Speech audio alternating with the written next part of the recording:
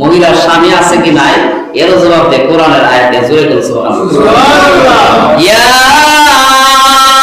আইয়ুহাল্লাযীনা আমানু লা তাসআলু আন আশিয়া'a তুবদা লাকুম তাসুহুম। এই আয়াত করে শোনায় দিল আল্লাহ রাব্বুল আলামিন বলেন, ইয়া আইয়ুহাল্লাযীনা আমানু, হে ঈমানদারগণ, যে বিষয় তোমরা জানো না ওই বিষয় তোমরা প্রশ্ন করো না। এই আয়াত দ্বারা বোঝাই গেল আব্দুল্লাহ ইবনে মুবারক, এই বিষয়ে তুমি প্রশ্ন করার প্রয়োজন নাই, যে বিষয় তুমি জানো না এই বিষয়ে তুমি প্রশ্ন করো না।